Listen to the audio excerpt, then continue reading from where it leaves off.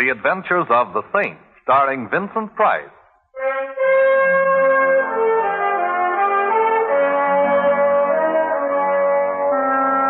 The Saint, based on characters created by Leslie Charteris and known to millions from books, magazines, and motion pictures. The Robin Hood of modern crime now comes to radio, starring Hollywood's brilliant and talented actor Vincent Price as the Saint. Well, hello. Who is... Oh. How is my favorite shipboard acquaintance this evening? Oh, Simon, you startled me. I could hardly see you through the fog here on deck. Oh, yes, it is getting thicker, isn't it? But I suppose it's to be expected. Last night, nature went on a binge of moonshine, and this is her foggy morning after. Oh, only it's evening. How can you tell through the fog? But you know, you have a very pretty laugh, Barbara. I'll listen for it in all of your pictures from now on. Thank you, Simon. But I'm not going to make any more pictures. I'm retiring. Retire? At the peak of your career? I'm just tired of pictures, that's all. Barbara, you'll never be able to run away from it. What do you mean? I'm referring to whatever it is that frightens you. Why don't you tell me about it, Barbara? There's nothing to tell. I'm tired. I need a rest. Please, Simon, don't make me talk about it. There's some things that... Simon, is that someone standing there? No, I don't see anyone. Oh, you are nervous. Oh, Simon, if only I could confide in someone, if I could tell you what I... Perhaps I already know more than you think I do. You're cold. Yes. Where's your wrap? Over there someplace on one of those decks. I'll find it. I don't see it here, Barbara. Are you sure you... Barbara! Behind you! Look out! Barbara! Man overboard! Man overboard! Maybe you'd like to swim too, Saint. What? Oh!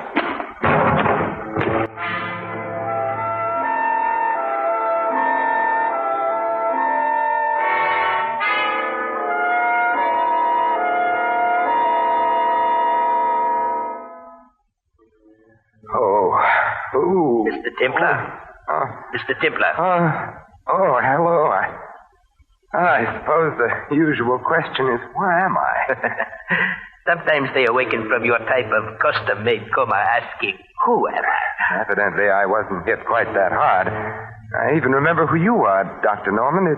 It is Dr. Norman, the celebrated psychiatrist, isn't it? Yeah, that is very good, Templar, but I'm afraid I must still confine you here to the ship's infirmary for a while. Huh? Possible concussion. See, tell me, what makes a famous neurologist like you pose as a mere ship's doctor? I'm really not posing. Partridge, the ship's physician, is ill. I was within earshot when I heard the familiar call, is there a doctor in the house? And, no, Simon, don't try to get up. I have a flask here. A drink will make you happy. Oh, not right now, thank you. I recall I have some unfinished business to attend to. Barbara? Yes. Was she? They couldn't find her in the fog. She's gone. Poor Barbara. Yes, it was a horrible accident. Horrible, yes. Accident, no. You mean to say she didn't fall overboard? She was murdered. Murdered? But who? I think I know who. Ooh, my head feels like the Aberdeen Proving Ground. I will mix you a sedative. You know, you're not looking very well. I always look like this when I'm angry. There's only one cure. Yes, I know. The lady with the scales known as Madame Justice. You know, Templar, I've been curious about what makes a man like you tick. Well, I'll tell you. Every 8 days or so, someone winds me up. Right now, I'm wound up tight. Tight with fury. But as a psychiatrist, I would advise you to unwind. Here we are. Drink this. It will put you to sleep after a while. Thank you. You say you think you know who killed Barbara, sir. I was wrong. I do know. But I think you ought to talk to me. Unwind yourself. You think I need psychiatry, Doctor? Well, I think you're too taut at the moment. That plus your concussion might be dangerous. Very well, Doctor. I'll unwind. I'll tell you the entire story. If you don't mind, Simon, here, this will help you. The metronome. Psychiatrists often use it. But, no, I don't mind. I'd never met Barbara Brooke, although I doubt if there's a human being alive who hasn't heard of her or seen her in the movies. I first saw her the day we boarded ship. There was something in her expression, in the way she walked and talked and smiled, that immediately told me here was someone I should know. Her entire demeanor was an attitude of invitation. Romance. Dear Doctor, she was a frightened lady. She wanted someone near her. I walked over to her there on deck and immediately made myself useful. Her steward evidently had become busy elsewhere, so I tipped my hat and said somewhat idiotically, get your program here, lady. You can't tell the staterooms without the numbers. I beg your Your pardon. steward seems to have deserted you. Oh. I've sailed this scow before, so if it's the direction to your stateroom you're looking Well, for... I would like to know. I would, too. Number, please. A36 main deck. Thank you very, very much. It's this way. My name's Templar. Simon, for short. And, of course, you're Barbara Brooks. You know, we passed the bar en route to A36 main deck. Does an old-fashioned with a new acquaintance sound inviting? It will a little later after we're on the ship. Ooh, there's several. Gee, You're gone now, Nick. I think I saw the man you meant. Certain off-center gentleman named Rader. Raider, I don't know that name. Oh, surely you've heard of Phil Rader. He's just as big a star in his line of work as you are in yours. What is his line of work? Well, he's an exterminator of human beings. Mr. Templar, I'm afraid. It was obvious from the moment I first saw you. Why don't you tell me about it? No, I can't. No, I'd be killed. Good a reason as any for not telling me, but I must warn you I've a peculiar talent for finding things out for myself. Oh, no, you mustn't do anything. Please, please.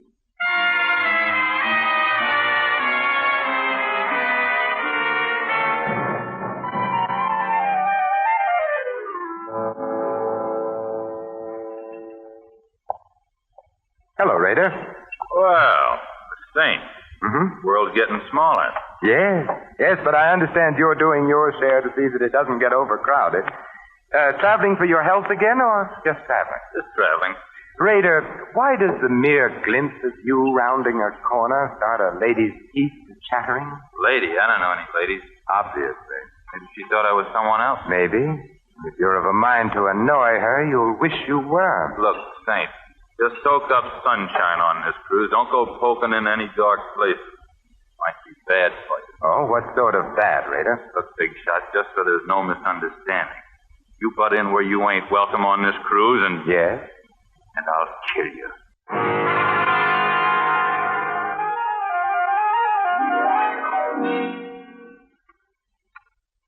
How is your head, Simon? And it feels as if a regimental crap game was going on inside of it with jet-propelled dice. You haven't drunk your sedative yet. Here. Oh, thank you. Shall I go on taking the load off of my concussion? By all means. I think I was present at the next sequence. Yes, Doctor, you were. It was the night of that ridiculous costume ball ship's captains are so fond of arranging. Yes. I remember. We were at the bar together. You were a pirate, I recall. Yes, and you were a clown. The ball was loaded with clowns, some of them not even aware of their clownishness. But it was gay and sprightly, and the music was good. I remember our conversation, Doctor. You suddenly appeared at my elbow and said in the most shivery, sinister manner... You know, Templar, I have a confession to make to you. Well, I'm always interested in confessions, Doctor.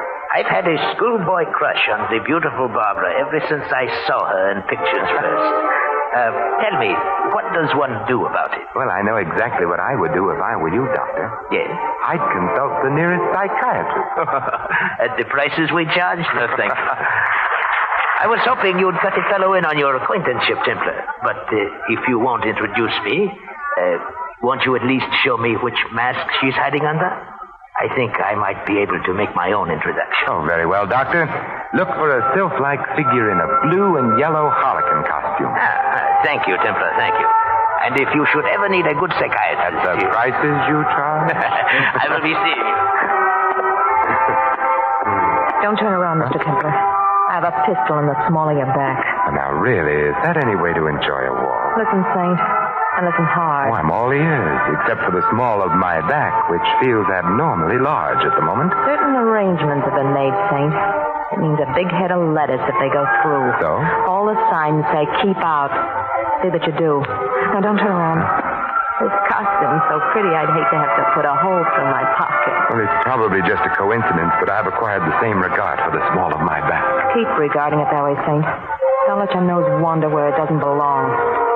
And you might begin by forgetting you saw certain people aboard this boat. See, just tell me how you're going to swing it, Mrs. Miller. Oh, don't be surprised. I'd recognize the notorious Lil Miller's voice on a party line. How are you going to take him, Lil? A palm date or perhaps a marked deck? This rod has a hair trigger, Saint. Just a touch and you're... Lil, what's the matter? That girl there, I want in the hospital. Lil. You're lucky, Saint. I'd have shot. Give her air. Don't crowd. Crowd her all you want to. She won't mind now. Is she? Yes, a stiletto in the back leaves very little doubt. She's dead.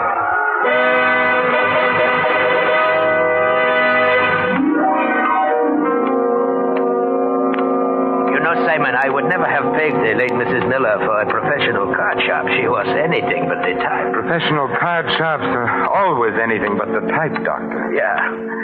And to think I actually played bridge with her myself. With a crook and a hot-headed one at that. Well, as my old grandmother used to say, Doctor, beware of lady thieves with red hair. I guess the lady's red hair accounted for the lack of insulation in her temperament. Oh, how does your head feel, Simon? Better, Doctor. Much better. You still haven't touched your sedative, you know. Haven't I? I think you'll find that it helps, Simon. Here. Oh, thank you. Well, you know, shortly after the murder of Mrs. Miller, Doctor, I called on her bereaved husband and partner in crime. A very interesting visit it was, too. You have the knack for making all of your visits interesting, Simon.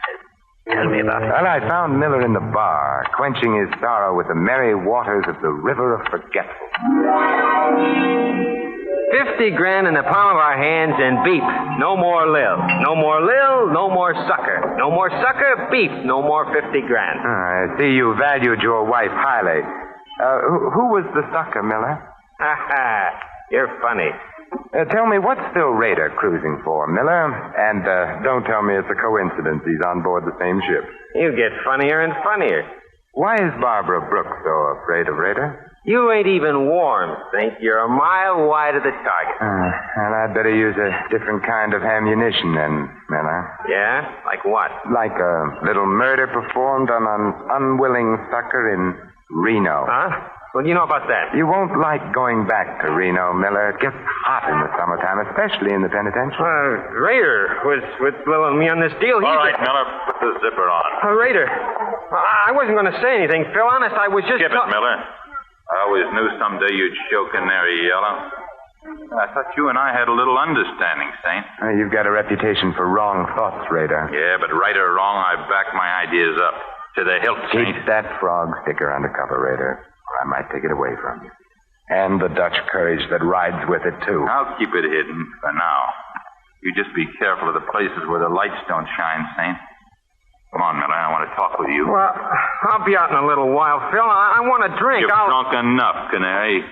Come on. You'd better go, Miller. And if you can't talk your way out of it, my regards to the fishes.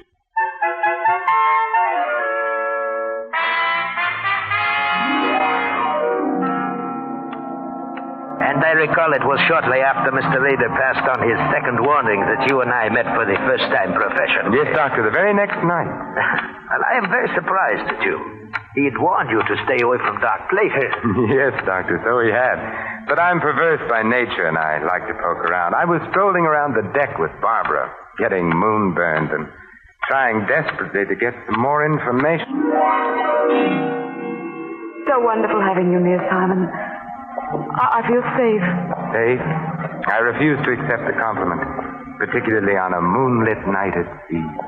I'm referring to danger, Simon, not romance. They're often the very same thing. I'd like to join the team, Barbara. Why don't you confide in me? Because if I did, we'd both be dead by morning. I must go now. Good night, Simon. Good night. Don't turn around, Templar. I've got a... I know. A gun pointed at the small of my back. That's it. Now keep away from Barbara Brooks. Am I clear? Clear enough. Anything else? Yeah. Just so it sinks in, Saint. Take this along to remember me by.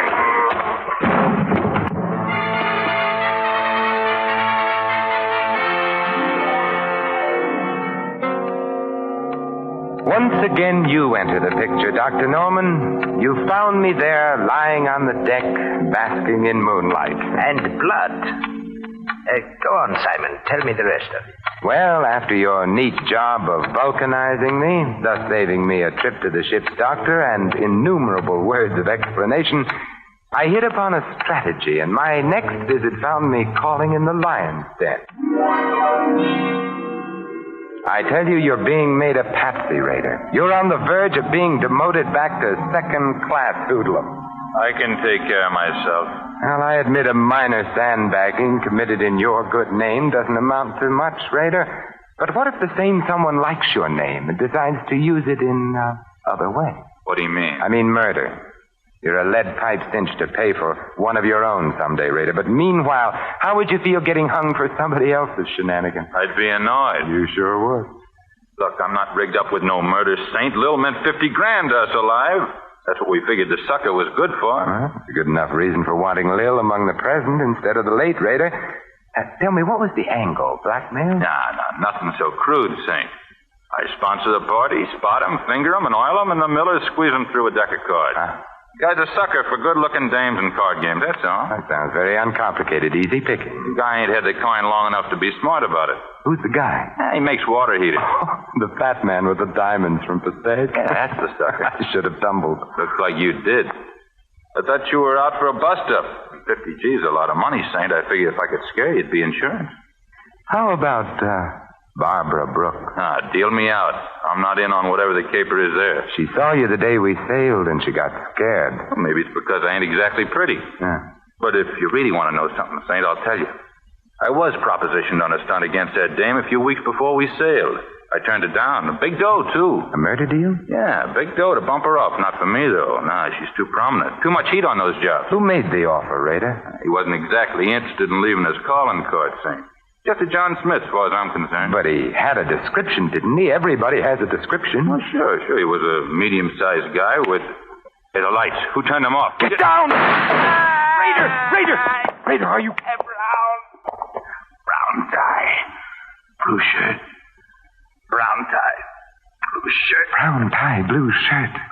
Not a very harmonious color scheme, is it? Raider. Yeah. Thank you, Raider.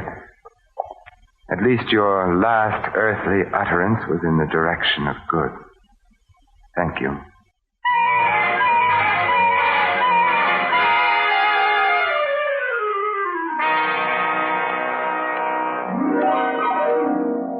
Brown tie, blue shirts. What did he mean, Simon? Well, it means that either the man for whom I search isn't a very fastidious dresser, Doctor, or else he's colorblind. Blue and brown just aren't worn together. Well, no. I'll take that drink now, Doctor. Oh, and the sedative I mixed for you. Your concussion. Later, Doctor, later. Very well. I can see that you're going to be a very difficult patient. I hope you don't mind drinking out of another medicine glass, huh? No, right now I prefer it. Say when? A little more, Doctor. That's fine. Has such a beautiful color, hasn't it, Doctor? Yeah, hasn't it, sir? Aren't you going to drink it, Simon? In a moment, Doctor, when I finish my story. Oh, yes, of course, this story. Barbara's murder was next. Yes, Barbara was next. But immediately before our last meeting on deck in the fog, Doctor, I found out what she was afraid of. You did? But how? It was easy. The steward had some keys. I had some money. The steward has enough now for that chicken ranch he's always dreamed of. You broke into Barbara's stateroom. Yes.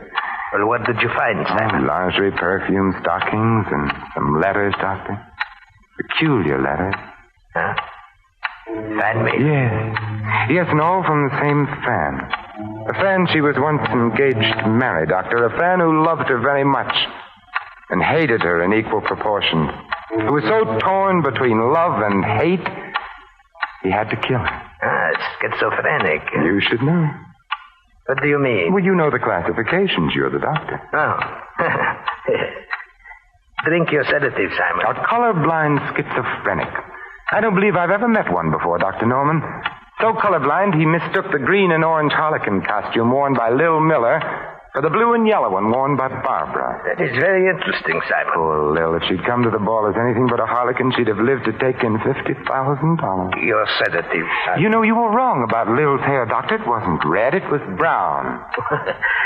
You said it was red. I wanted to see if you'd agree. Your sedative. Yes, of course. Hand it to me, would you, Doctor? There alongside the drink. Yeah. No, don't try to tell them apart by their aromas, Doctor. It's obvious that they're different colors. Or can't you tell? You find it, Saint. I'd like very much for you to drink it. My Doctor, what a pretty purple gun you're wearing. Or is it pink? Drink up, Templar. You hardly feel it. It's just a dash of prussic acid. Dr. Norman, when you give a sedative, you go overboard. Drink it, Templar. Well, you're the doctor. A toast to you, Dr. Norman. To your green shirt, blue tie, and gray handkerchief, none of which match.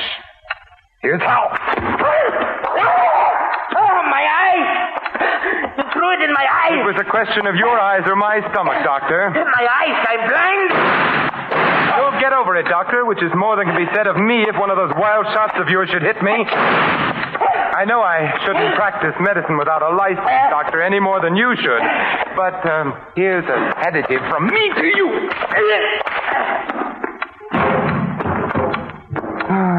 Pleasant nightmares, Dr. Norman.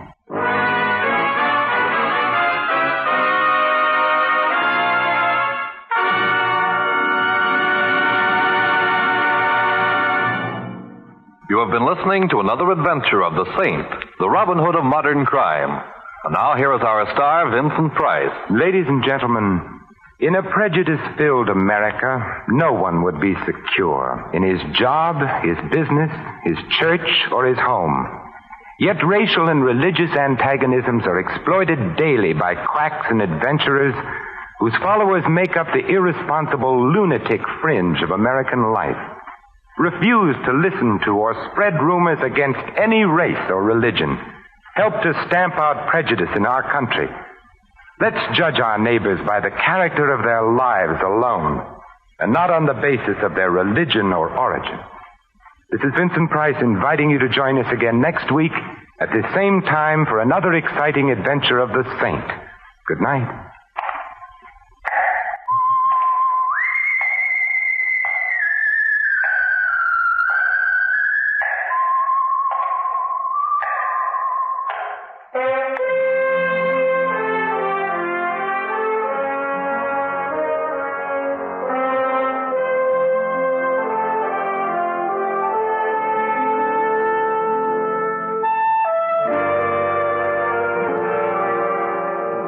Tonight's script of The Saint was written by Michael Cramoy. Our cast included Betty Lou Gerson, Gene Bates, Frank Gerstle, Bill Conrad, and Barney Phillips. The music was composed and conducted by Harry Zimmerman. The Saint, based on characters created by Leslie Charteris, is a James L. Safier production and is directed by Thomas A. McAvity. Your announcer, Merrill Ross.